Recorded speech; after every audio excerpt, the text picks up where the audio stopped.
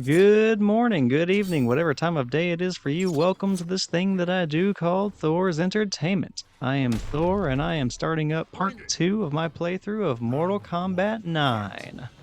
I'm just going to go ahead and let Kano fight some ladder matches in the background while I do this intro. Now, previously in part 1 of Mortal Kombat 9, we got to see the aftermath of the Battle of Armageddon. And the Battle of Armageddon is this big fight at the Pyramid of Argus, where everyone was trying to attain godlike power after years and years of Mortal Kombat nonsense. At the very end of that battle, Shao Khan ended up getting the unlimited power and being invincible. The only fighter that was alive besides himself was Raiden. And Raiden, knowing that he was about to die, went ahead and sent a message to himself in the past to try and give him a clue of what was going to happen if he did not act accordingly. That message ended up getting sent all the way back to the tournament Mortal Kombat taking place in the very first Mortal Kombat game, and that is the vehicle that they used for this reboot. So we pick up in that tournament, and Raiden gets the message that he must win. Now, who is he? We don't know, because future Raiden decided he was not going to make anything specific and not give anyone a name. So now past Raiden has to figure everything out on his own. Besides that though, the game started off with us playing Johnny Cage. He ended up fighting the very first fights in the Mortal Kombat tournament. He squared off against Baraka, Reptile, Sonya Blade, and Kano. With the Sonya Blade fight, Johnny Cage instigated that one and honestly deserved to lose it, but he ended up winning and feeling like a jackass once he realized what he was doing. Before he could properly apologize for the situation, though, someone else decided to interfere with the situation. That somebody was Kano. Now, Kano tried to kill Johnny Cage and was about to kill Sonya Blade, but it turned out Johnny Cage lived and he ended up fighting against Kano. Johnny Cage wins, and then he begins to patch up his bad first impression with Sonya Blade. Sonya Blade then reveals that she is on the island looking for her commanding officer, a man by the name of Jackson Briggs, although he just goes by Jax. She finds him almost immediately and then has to fight to get him free. She ends up fighting against Sub-Zero, Raiden, Katana, Jade, and Kano. In the end, she is successful in getting her commanding officer out of the prison area, and all the main characters then have a little bit of a meeting to figure out what's going on. What's going on is that the Earth Realm, the regular world, has lost 9 Mortal Kombat tournaments in a row, which is a very bad thing because whenever another dimension decides that they want to take over another dimension, they have to win 10 of these tournaments in a row. So yeah, Earth is on the verge of getting invaded. And now with all of our protagonists finally understanding what's going on, we get to continue forward with the story. Up next is Chapter 3, which is from the perspective of Scorpion. So with all that being said, let's go ahead and get back to story mode and start piloting our very first antagonist of this story. And we also get to see whether or not Earth can finally win a tournament and save themselves from the invasion from Outworld. It is nice to see after the events of the last episode that our protagonists are all just hanging out together ready to fight on the same side, even though most of them were fighting each other in the last episode. Combatants, the next match will now begin. Scorpion, Spectre of the Netherrealm, resurrected by the sorcerer Quan Chi. Who among you is worthy of this challenge? Where is the Lin Kuei, Sub-Zero? He killed my family and clan. I will have his head. I know it is you, Kung Lao. The Shaolin monks chose Liu Kang to represent your order in this tournament. I am Liu Kang's equal. That remains to be seen. Watch and see. I accept the challenge. Kung Lao. Never mind the Lin Kuei. Now you face a Shaolin. You will regret your impulsiveness. Round 1, fight!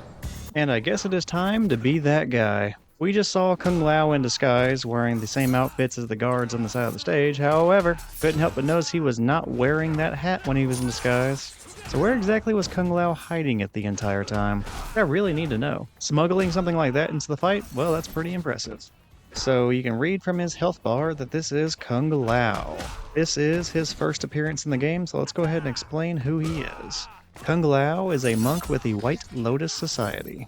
Now, that is a group of monks who train almost exclusively to defend the world in the Mortal Kombat tournament. And whenever it comes time for that tournament to occur, they pick one person to represent their society and fight in Mortal Kombat. This time around, they selected Liu Kang. Although Kung Lao also wanted the opportunity to fight for his world in Mortal Kombat. But they said no. We don't need anyone else. We know that our world's gonna get taken over if we lose this thing, but no, we're just gonna have one guy represent and defend us. We couldn't possibly need any more backup. So naturally, Kung Lao said that's really fucking stupid and I'm just gonna go anyway.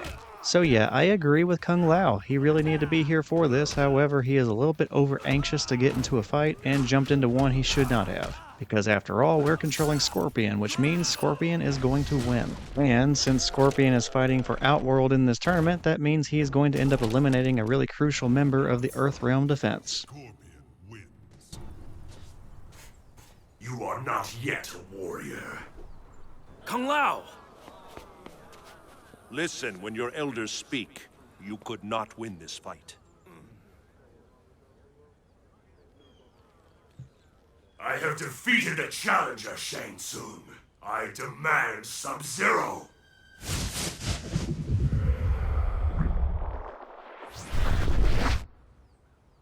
You will demand nothing. Nightwolf! Your aggression is misplaced. What do you know of my You are not the only one whose people have been victimized.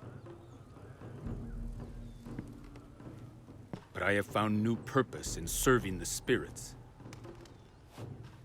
I do not cling to the past. You no longer seek retribution. You dishonor your kind.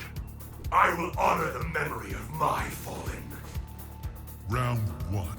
Fight! And next up against Scorpion, we have Nightwolf. Now, similar to Liu Kang and Kung Lao, Nightwolf is part of a group that trains exclusively to defend the world in the Mortal Kombat tournament. But instead of his group being Asian monks, Nightwolf's organization that defends the world is part of a Native American tribe.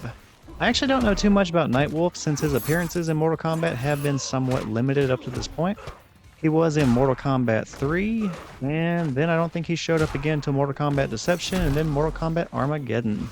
And I mentioned earlier that in the Mortal Kombats 1, 2, and 3, due to them being arcade games, there wasn't much of a story to them, so Nightwolf never really got fleshed out in that game. And then when he appeared in Mortal Kombat Deception, he was mostly just there to help out the main character and help cleanse his spirit. But hey, in the Battle of Armageddon, it looks like he killed Shiva, so that's kinda cool. And who is Shiva? Well, you'll find out here shortly. And what about the character we are controlling now? Who is Scorpion? Well, Scorpion's real name is Hanzohasashi. He is part of a clan known as the Shirai Ryu, or I should say he was part of a clan named the Shirai Ryu.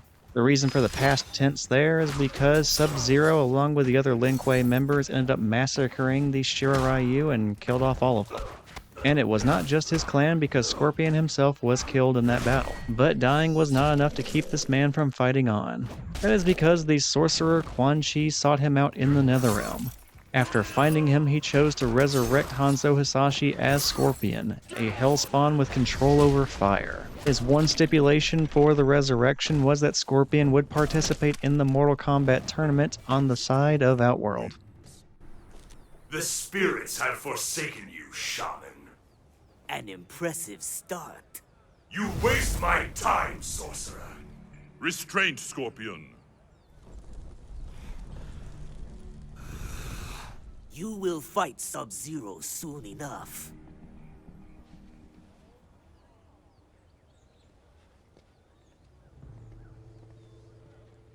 Scorpion. I understand your desire for revenge, but Nightwolf is right. There are other ways in which you may find peace. Sub-Zero deserves death. Defeat Sub-Zero if you must, but do not kill him. I fear his death will give rise to a more treacherous foe. I will have my revenge.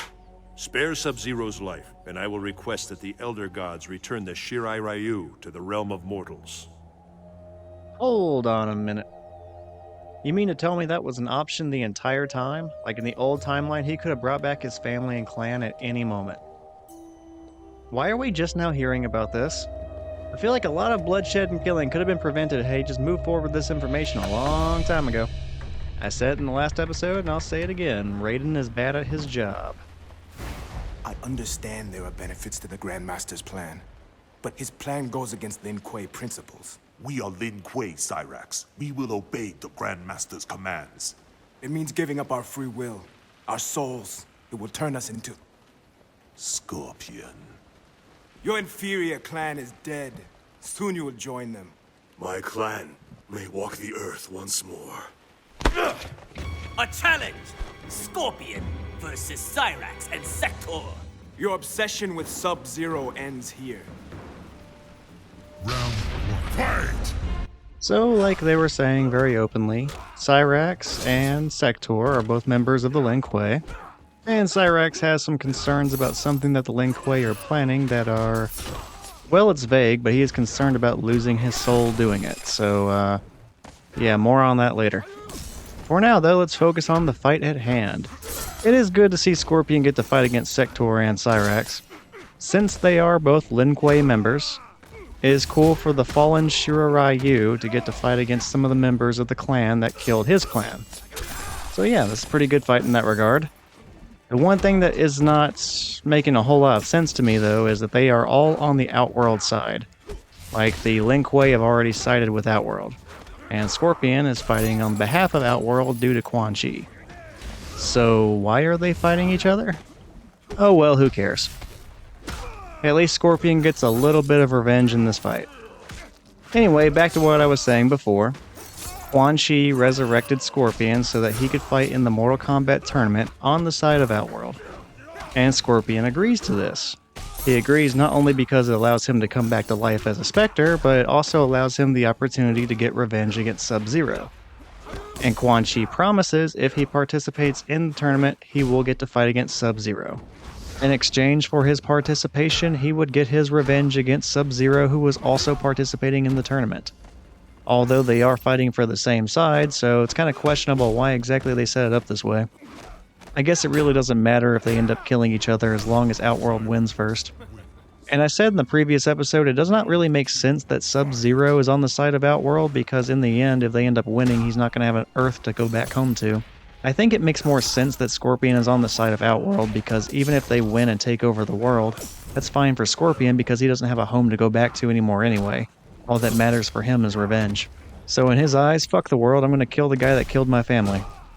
Of course, that logic was before Raiden made the offer that he did, because back in the original timeline, that was certainly not something Raiden ever offered Scorpion. So, for the first time ever, Scorpion has a reason not to want to kill Sub-Zero. It's going to be interesting to see how exactly he approaches the situation now that he has a little bit of a reason to hold back against the person that he wants to kill. Also, making this offer to Scorpion is the first real attempt by Raiden to try and change the future.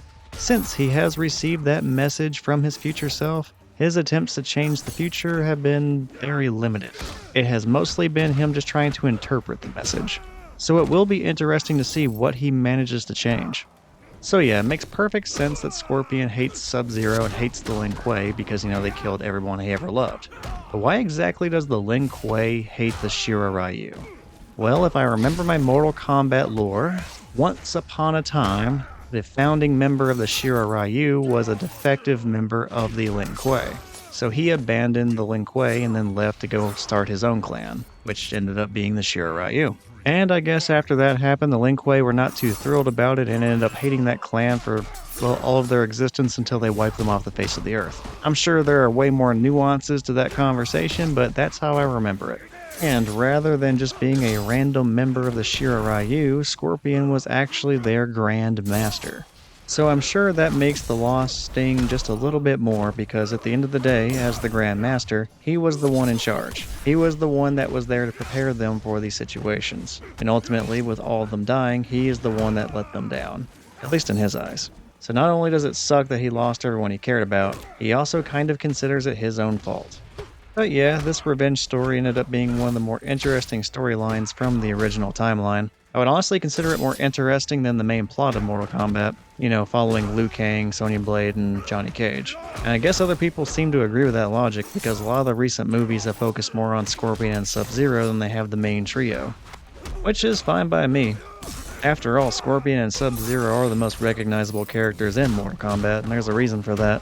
They're pretty awesome. I don't think it's exaggerating to say that they are one of the biggest rivalries in all of gaming. Certainly one of the most recognizable. After all, whenever you hear the words, "get over here," you know who it is. And yeah, if anyone sees a picture of Sub-Zero, you know, the Cryomancer doing his thing, you know who that is as well. Scorpion wins. I will have my revenge, but I will not kill Sub-Zero. Will not. Or cannot. You!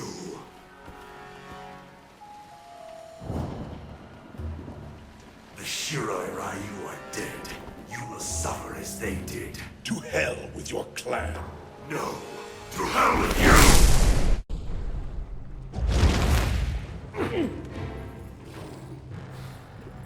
The Netherrealm. This is where I was reborn. This is where you will pay. Round 1. Fight! And this game did not make us wait very long for the matchup that everyone cares about. Keep in mind that this game was created in 2011, and the video game series as a whole was back in, I think, 1991. So after 20 years, we were still wanting Scorpion versus Sub-Zero. And we're already getting it in Chapter 3. I guess I can't speak for everybody, but I was not tired of this matchup yet.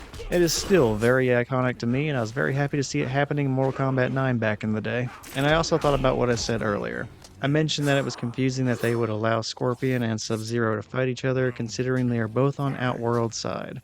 But then I remembered, Sub-Zero has already lost in this tournament. Sonya Blade is the one who eliminated him from the tournament, so there's no reason to keep Sub-Zero around anymore. Shang Tsung would probably consider him disposable at this point. So that was a little bit of oversight on my side, but it explains why they were so willing to let Scorpion fight him to the death. I also think it's really cool that this fight takes place in the Netherrealm. A little gee-whiz information about the Netherrealm when it comes to Scorpion. Scorpion is a hellspawn, so he gets stronger the longer he is in the Netherrealm. And for normal people, like Sub-Zero, they get weaker the longer they are in the Netherrealm. So in the Netherrealm is basically the Mortal Kombat universe's hell. I have avenged my family and clan. This is your retribution? Scorpion, kill him. I will not. He has been beaten. Have you forgotten? What is this?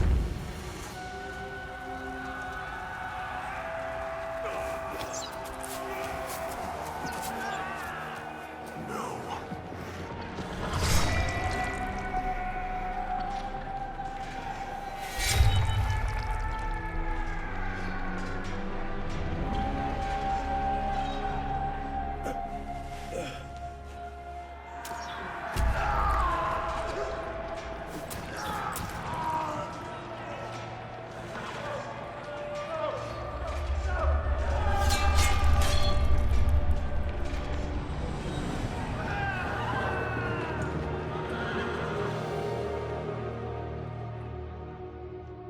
Your clan, your family.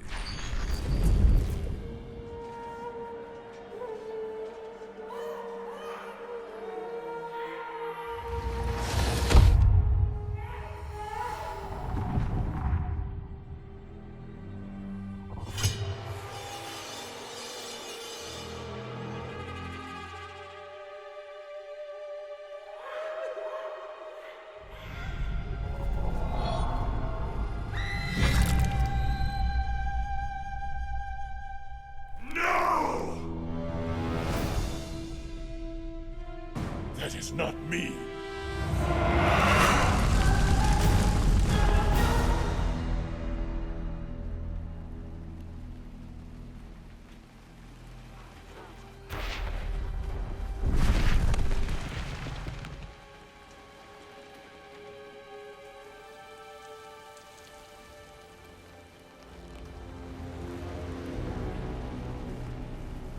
Ouch.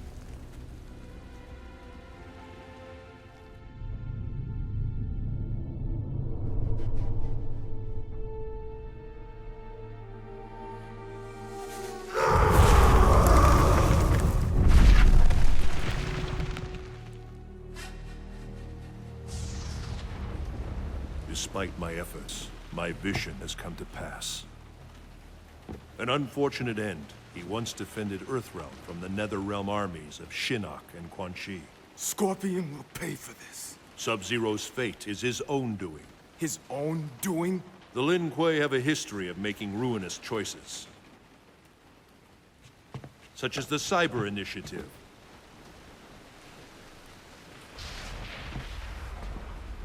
I am among those speaking out against the Grandmaster's plan. Surgically transform the Lin Kuei into glorified robots? It kills our intuition, our instincts. Did you speak out against the Lin Kuei's participation in this tournament? We were invited by Shang Tsung. He pays you to kill Earthrealm warriors. Betraying your own realm?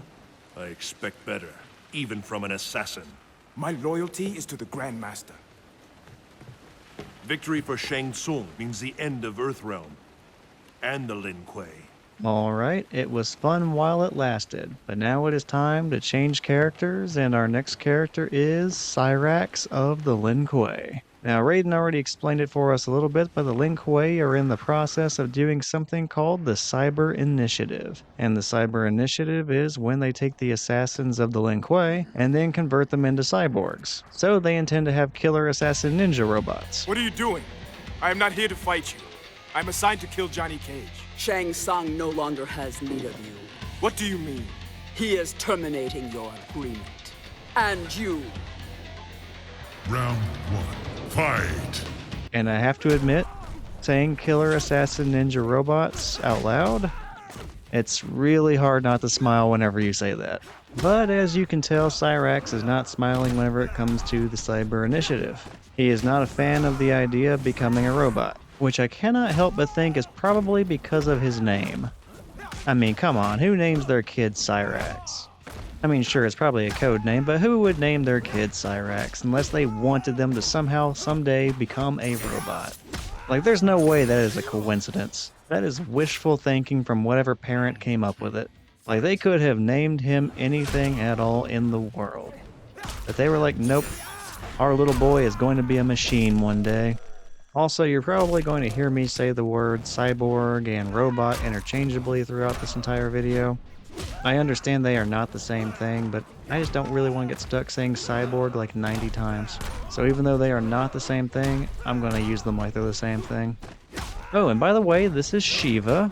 Shiva is part of a race known as the Shao Khan, which are four-armed half-dragon people in Outworld. I've actually already referenced her once in this video, and that's because in the Battle of Armageddon she was killed by Nightwolf. Or at least I'm going to assume that because she had one of Nightwolf's arrows stuck inside of her.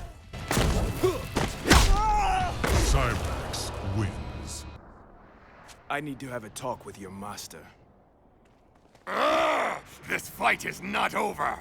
You mean to finish me? You couldn't even stop the actor. Round 1. Fight! But yeah, the Shao Khan are some of the best warriors in all of Outworld, and unlike the Tarkatans, they are not the frontline infantry. They are the ringers in pretty much any fight, so whenever you really need to win, you bring in the Shao Khan. So yeah, sorry Baraka, but you deserve to get laughed at just a little bit by Cyrax. You're definitely not on the Shao Khan level, and considering Shiva just lost before you definitely don't stand a chance. And as I am watching this gameplay back, I am really wishing I had actually practiced just a little bit with Cyrax prior to this chapter. Cyrax is actually one of the very best characters in Mortal Kombat 9. I just have no idea how to play him because I haven't played this game in so long. Fortunately, I still took the first round pretty easily, and I think I'm doing good overall. And the way the old Mortal Kombat games were set up, in Mortal Kombat 3 is when Sector and Cyrax were introduced, and they were kind of intended to be the next rivalry after Scorpion and Sub-Zero. Or at least it kind of felt that way. You had the yellow cyborg versus the red cyborg. And in fact, other than maybe some alternate costumes for some of the old games, this is the first time we ever got to see Cyrax and Sector in human form. So it's kind of cool that this game in its story mode allowed us to get to know them as people before, they were robots. We definitely did not get that courtesy in the old arcade games. Cyrax wins. Now this fight is over. Shang Tsung has turned on me, I need to find out why.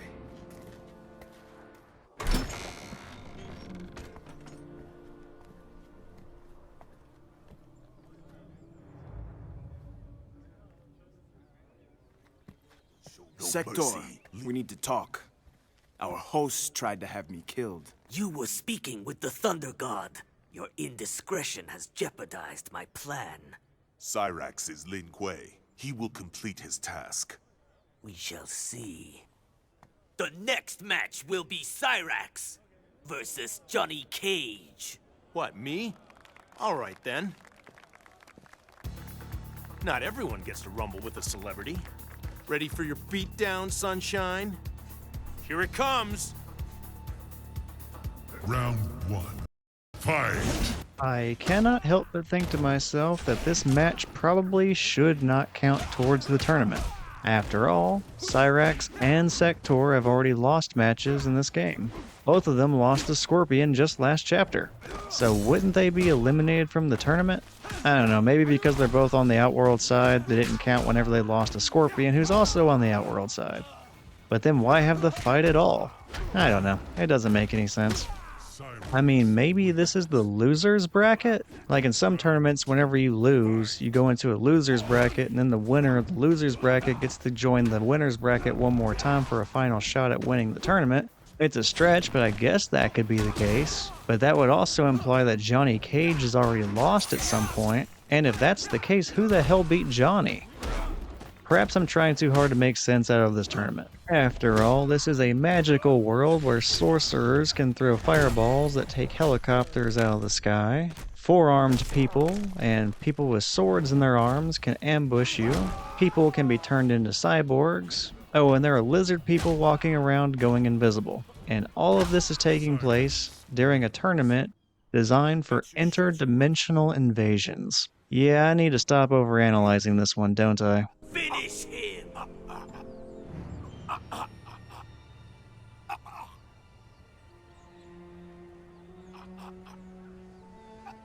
I won't kill him! Oh!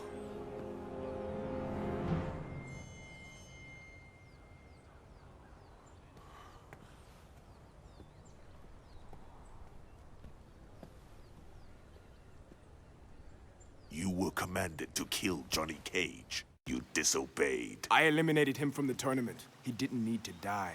You have broken your oath. I used my judgment. The Cyber Initiative will eliminate insubordination. We're not machines, Sector. I chose to serve the Lin Kuei, but I will not surrender my free will. Round 1. Fight! Anywho, I'm now realizing this video kind of takes a completely different turn from the first video. In the first video, we played as Sonya Blade and Johnny Cage, both of which are primary protagonists for this game series. In this video, we have been piloting Scorpion and now Cyrax, both of which are arguably antagonists for this game. So at least starting things off in the first 4 chapters, it's fairly balanced between guys that would be considered on the good side and some that would be considered on the bad side. So it is nice that we are getting both sides of the story, and getting to see different perspectives like that. Calling Cyrax an antagonist might be a bit of a stretch though. Like, he's not really the enemy in this game. Like, he starts off with the Lin Kuei, which they are an antagonistic group, but he disagrees with what they're doing. He does not want to become a cyborg because he assumes that they are going to take away his free will, which, gee whiz, in the old games, they did. Sector over here has no concerns about it whatsoever. He seems completely on board with the idea of becoming a machine, and that is in large part due to the fact that his father is the current Grandmaster for the Lin Kuei. And on that note, he named his son Sector. I'm going to go back to my old point from a moment ago. This is a case of a parent naming their kid exactly what they want their kid to become one day. And that man wanted his son to become a damn cyborg. No one just picks the name Sector. That man had a very specific intention for his child. But yeah, Sector would probably do just about anything his dad wanted him to do just so he has the opportunity of becoming the Grandmaster himself someday. I am actually a little bit curious how many Lin Kuei are truly on board with this idea. because it seems like most of them would probably have the same sort of reservations that Cyrax has. So one day, the headmaster of the Lin Kuei decides to hold a meeting in the Grand Hall, and they decide to discuss the cyber initiative over a meal and some Kool-Aid. Unfortunately for everyone else, they drank the Kool-Aid. Suddenly, everyone in the Grand Hall fell unconscious, and they woke up the next day as cyborgs. Tell the Grand Master I am finished. No one leaves the Lin Kuei. Yeah, that's about how I imagine that went down. Because there's no way most of these people were volunteering to become a machine. I'm pretty sure the Lin Kuei headmaster just Jonestowned the hell out of everybody. He is many warriors, their souls fused into one being. Behold, Ermac!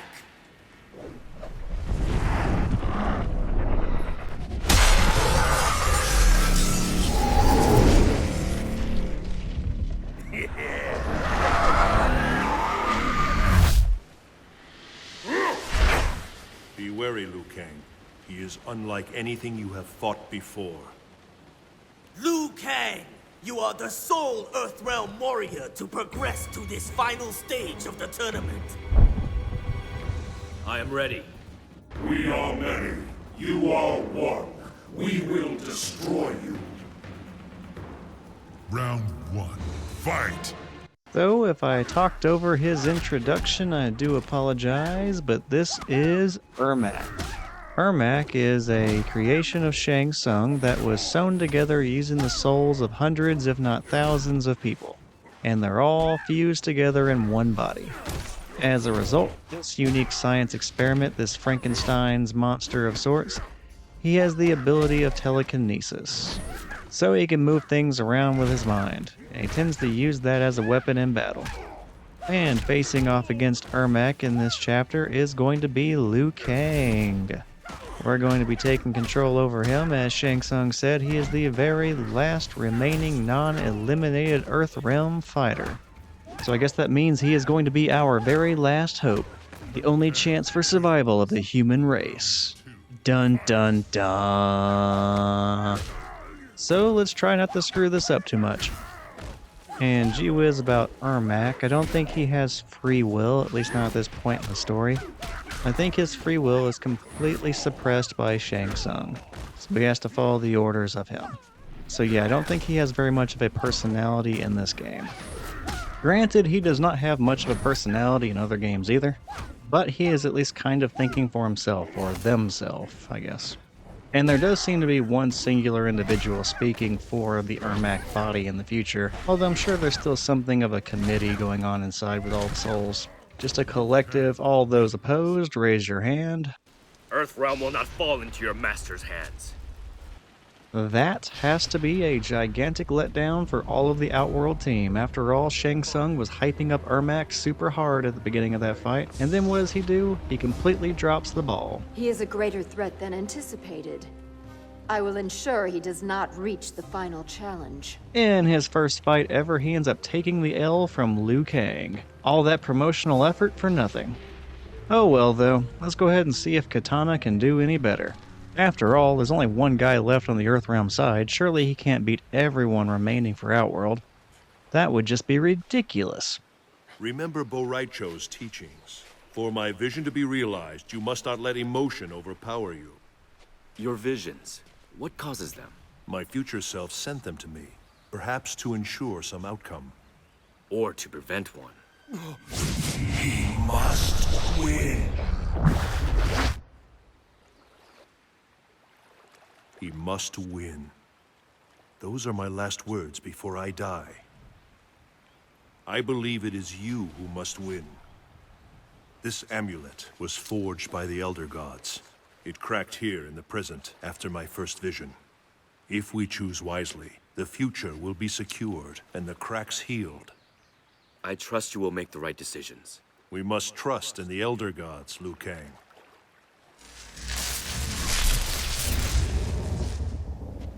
I like how this game is using Back to the Future logic. Only instead of a photograph of a family fading away, we have an amulet that needs to stop cracking. Maybe we'll get lucky and get that Marty McFly DLC character. Although if I'm being completely honest with myself, I'd much rather see Doc Brown being a playable character. After all, we get to see some pretty awesome DeLorean fatalities that way. And then maybe you get to see a flux capacitor get shoved in someone's mouth and then their head blows up. You're good. Show me more. Do not underestimate me, Shaolin. Round 1. Fight! Careful there, Liukang. Hitting on a woman then starting a fight with her? That's pretty close to Johnny Cage territory. I don't want to have to revisit that topic again. I will allow it just this one time, but only because she technically started the fight with you. Anyway, this is Kitana. We already know who Kitana is. We talked about her in the previous episode. She is the daughter of the Emperor, known as Shao Khan. She's helping out with the Outworld team, and in this case, she's already been disqualified from the tournament, but that's not stopping her from trying to kill off the very last competitor for the Earthrealm side. I have to admit I'm disappointed. Cheating from Outworld? No one respects this sport anymore, I swear. But yeah, we already know who Kitana is. We talked about her a little bit before. Let's go ahead and talk about Liukang a little bit. Now, we've only discussed him in very small doses previously. Just like his buddy Kung Lao, he is a member of the White Lotus Society, which we already established is a group of monks fighting to protect the world in the Mortal Kombat tournament. That's pretty much the only thing they do. They prepare by doing martial arts every single day and just hoping for the opportunity to bicycle kick a sorcerer in the face. But due to some rules that don't really make sense to me, the White Lotus Society only selects one fighter to participate in the tournament every single time it comes around. Now that doesn't really make sense when groups like the Lin Kuei send multiple people, so it seems like the monks could send more than one combatant to better their odds, but they did not do that. Instead, they chose one fighter to represent them, and that was Liukang. So apparently Liukang was their best fighter. And from the very start, Raiden has been hanging out with Liukang, implying that he is indeed the best fighter in this tournament and the one he is backing up and mentoring. And with every single other fighter having been eliminated for the Earthrealm side of the fight, I guess maybe they were probably right. So good luck to you, I hope we don't end up getting invaded. Even if Liukang is in fact the very best fighter, I cannot help but feel bad for Kung Lao. After all, Kung Lao is a pretty skilled fighter in his own right, and he really did deserve to be in this tournament. But instead, he had to sneak in just for the opportunity to fight for his realm so it does not get destroyed, invaded, merged, whatever you want to call it. In fact, I don't just feel bad for Kung Lao. He's probably just one of many monks that wanted this opportunity. But then the Shaolin White Lotus Society just said, no, we don't care if we get invaded, merged, or destroyed. We're sending one guy and one guy only. And I'm sure they said it was for some reason like tradition or honor. In all reality, though, I really just don't think they wanted to pay for the extra plane tickets. Alright, that is going to do it. So long, Kitana. We're moving on to the next part of this story. Liu Kang wins. I am impressed. Do it. Do what? Kill me. Why would I do that? I came to kill you. I have failed my father, my emperor. Shao Khan is your father? I have disgraced him. You must kill me. I will not. This encounter never took place. You have disgraced no one.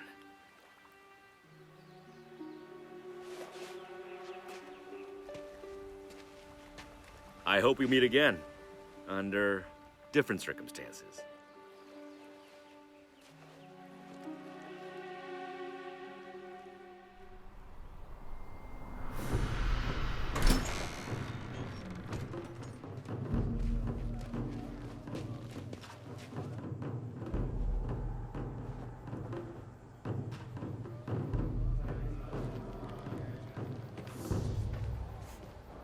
Combatants! Only one Earthrealm warrior remains. The Shaolin, Liukang. Is he ready to bear such a heavy burden? Earthrealm's fate is in his hands. Your opponent will be... Scorpion! I do not fear you, demon. Fighting with Scorpion, the sorcerer Quan Chi!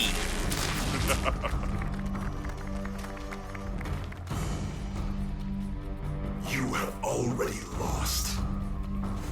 Round 1. Fight! So let me go ahead and start to address this. This fight with Quan Chi and Scorpion, it really really sucks. Now I am sure there is some sort of a way to approach these double battles where it's easier on your character going against two other characters. I, however, do not know what that would be. I haven't played this in a long time, and I don't really remember any tactics for it. Still, the other 2-on-1 fights were not that bad. This one, however, I had to do so many attempts for. Like, I lost track of how many times I lost it before I finally had a successful fight. And I went ahead and I just cut all of those previous attempts out.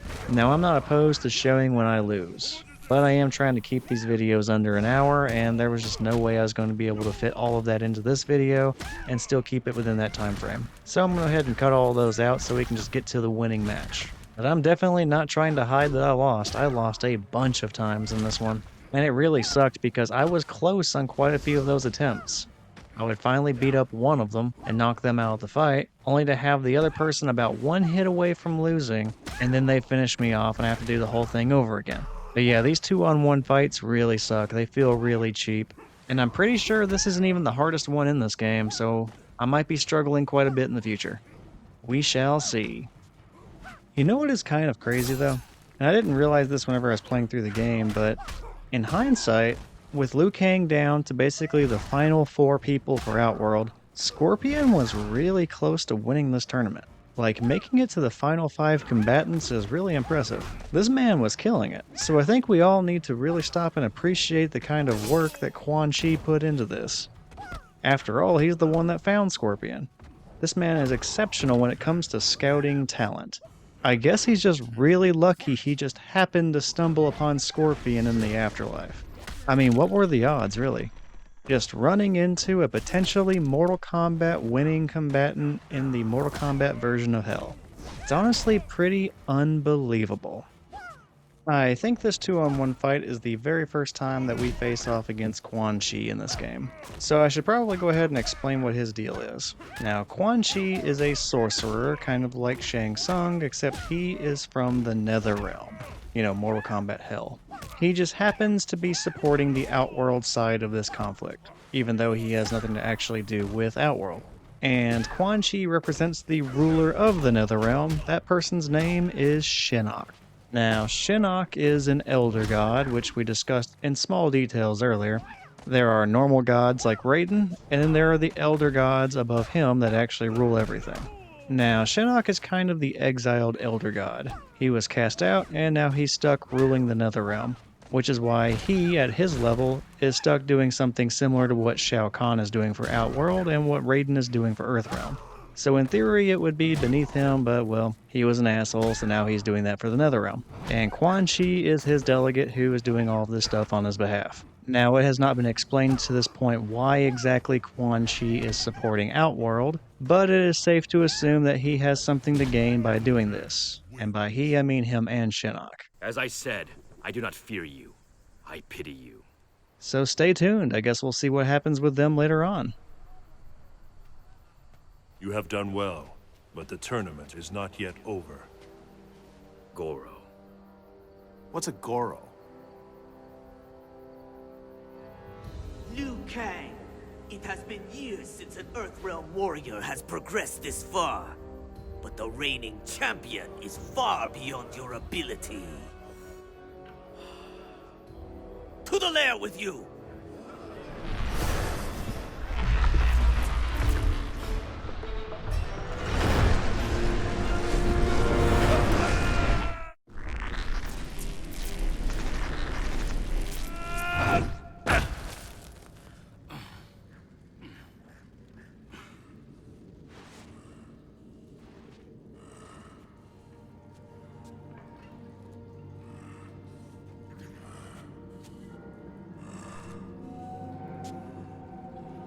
I did not expect to fight in this tournament. But eventually, even the Shaolin produce a warrior worthy of the Shao Khan. I know who you are. I am ready for you. I will give you a warrior's death.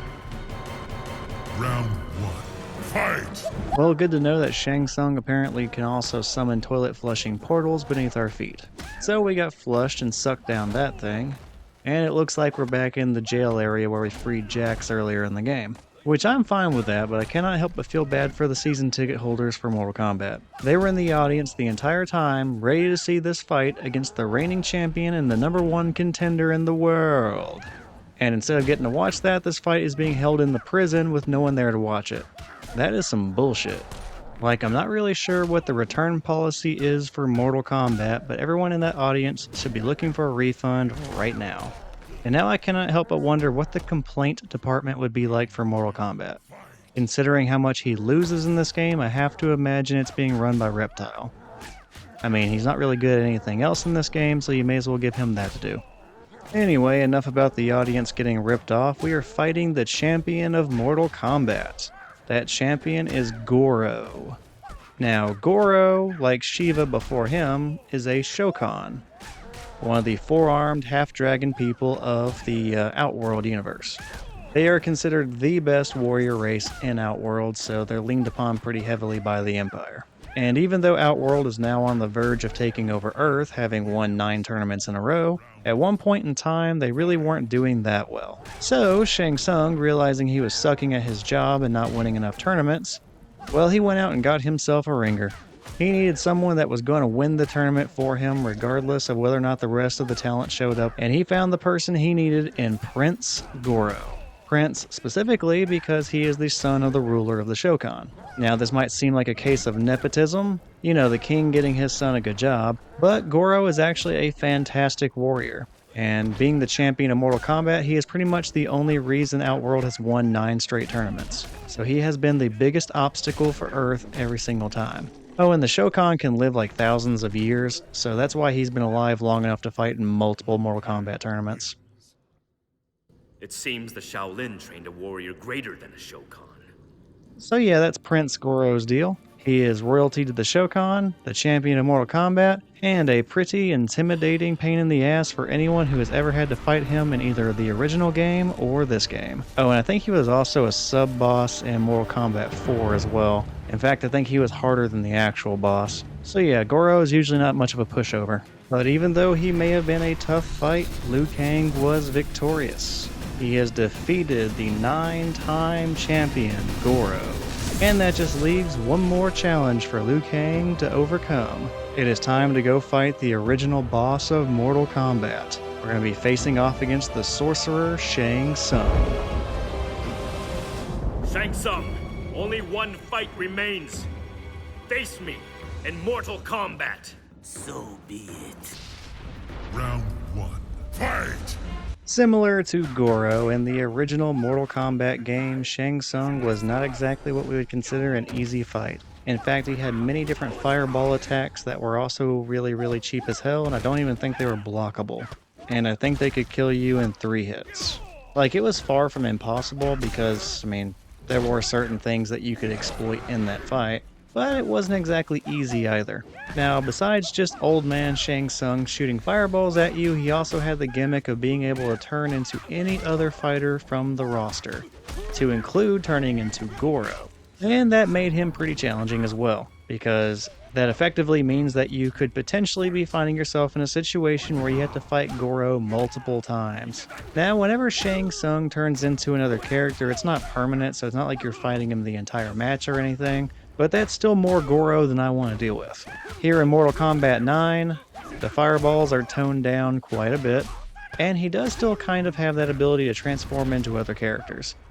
I think it's a lot more limited in this game. Well, kind of. I mean, the roster is a lot bigger, so I guess you could technically say it's way less limited than it was back whenever he was a boss back in the original Mortal Kombat, but he cannot turn into the sub-boss characters like Goro.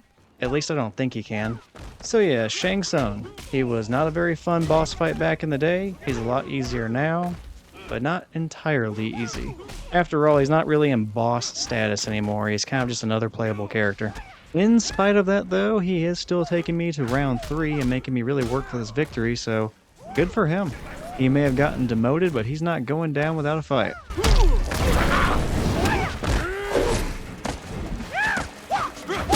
Liu Kang wins. Say it.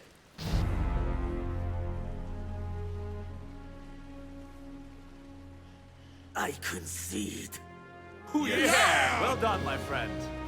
He has saved Earthrealm.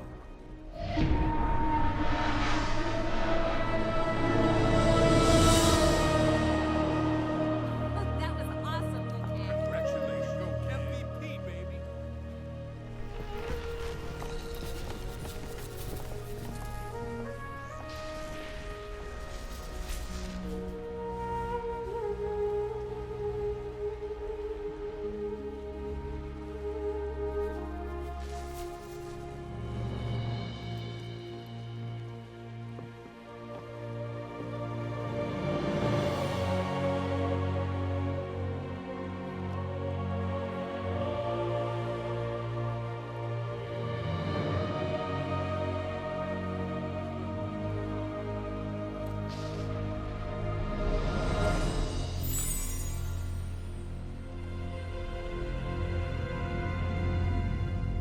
And following the conclusion of the Mortal Kombat tournament, I am going to go ahead and wrap up this episode. So, what happened?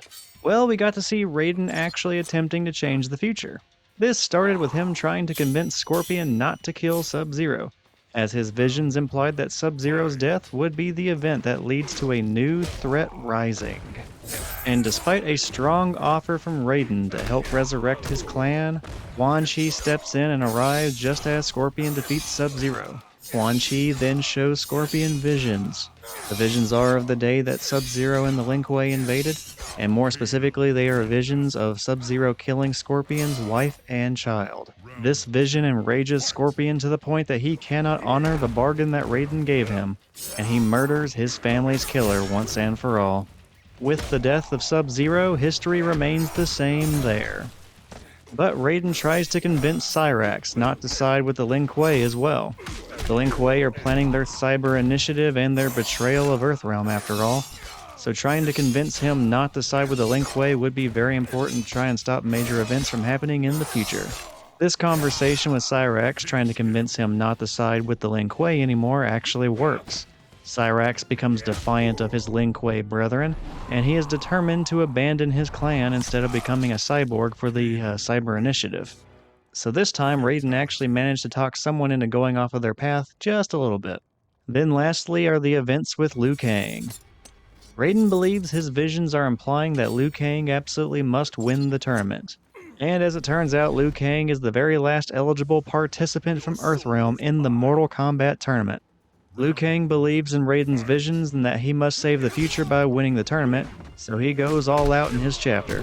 He ends up defeating the very last of Outworld's contestants, and that would include Ermac, Quan Chi, Scorpion, and he even defeats the reigning champion Goro. But in order to win the tournament, he also has to win against Shang Tsung. And sure enough, he ends up defeating the sorcerer hosting the tournament. So with that victory, Earthrealm wins. They do not end up losing 10 tournaments in a row, and their world is safe from invasion. So all is good, right? Well, not quite. You see, Raiden checks in on that amulet of his, and it turns out it's still cracked, which is an indication that the future has not changed. And it turns out Liu Kang winning the tournament, well, that happened before. And that did not change anything. That did not save the world back then, and it's not doing it now. All it means is that they are still on the same track for the same result as before. So it was not necessarily Liu Kang who was the one who must win, and it wasn't necessarily a reference to this Mortal Kombat tournament. Someone else must win a different battle in order to save the future. And we'll continue on with that storyline in part 3. And that is going to be it for me. I hope you enjoyed this video. I hope you found some sort of entertainment in it. Again, my name is Thor. This has been Thor's Entertainment. Take care, and I will see you all next time.